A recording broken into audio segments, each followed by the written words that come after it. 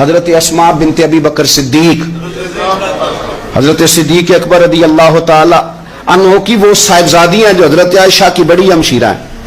رات کو غار ثور میں مرد جاتے ڈرتے ہیں، آج بھی ڈرتے ہیں.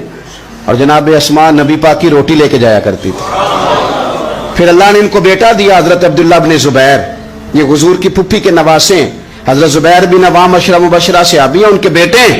اور یہ وہ خوش بخت جوان ہے جس کو گھٹی نبی پاک نے اپنے لعاب دہن سے عطا فرمائی.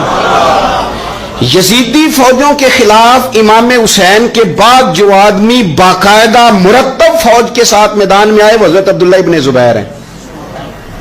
مرتب کر کے اپنا لشکر لے کے نکلے. حضرت اسماء بوڑھی ہو گئی تھی، 90 سال عمر تھی، نظر نہیں آتا تھا. حضرت عبداللہ ابن زبیر جب لڑے یزیدی فوجوں کے خلاف تو کچھ ساتھی شہید ہو گئے، کچھ کے قدم پیچھے ہٹ گئے. حضرت عبداللہ ابن زبیر ماں کے پاس آئے اور ماں سے آ کے کہتے ہیں اماں میرے کچھ ساتھی کمزور پڑ گئے، کچھ شہید ہو گئے، اور یہ بڑے سخت لوگوں کی فوج سے ہمارا مقابلہ ہے. تو اس وقت تیرے ساتھ کوئی خدمت گزار نہیں، میں تیرا اکیلا سہارا ہوں. ماں تو بتا میں کیا کروں، آگے جاؤں کہ واپس مڑوں. نابینا ہیں حضرت اسماء، عمر ہے 90 سال.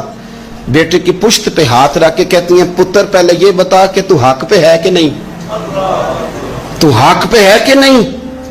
ان ماں کی گود میں اسلام پلا کرتا تھا، حق پہ ہے کہ نہیں. تو حضرت عبداللہ ابن زبیر کہنے لگے اماں میں حق میں ہوں. تو حضرت اسماء کہنے لگی پتر پھر میدان میں جا اور میرا پتر ایک میرے ساتھ وعدہ کر، کوئی بھی تیر پشت پہ نہ کھانا، سارے سینے پہ کھا کے آنا. حضرت عبداللہ ابن زبیر عرض کرنے لگے اماں یہ بڑے ظالم قسم کے دشمن ہیں، یہ آنکھیں نکال دیتے ہیں، ہونٹ کاٹ دیتے ہیں، جسم کے ٹکڑے ٹکڑے کرتے ہیں، تو سہ لے گی؟ کیا جواب ہے، کیا طاقت ہے، کیا ہمت ہے.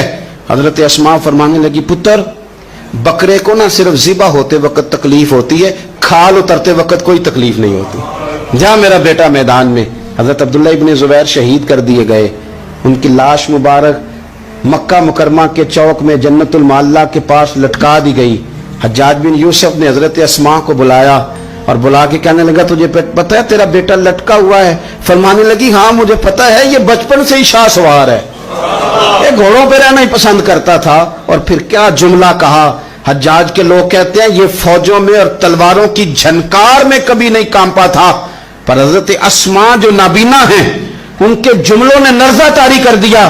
فرمانے لگی حجاج میرا پتر لٹک گیا ہے، کہیں تیرے آگے جھکا تو نہیں نا؟ لٹک ہی گیا ہے، جھکا تو نہیں میرا پتر؟ 14 دن تک لٹکے رہے، لاش مبارک لٹکی رہی، لیکن حضور کا لعاب دہن تھا نا. لوگ کہتے ہیں قریب سے گزرتے تھے تو دور دور تک خوشبوئیں پھیلی ہوئی.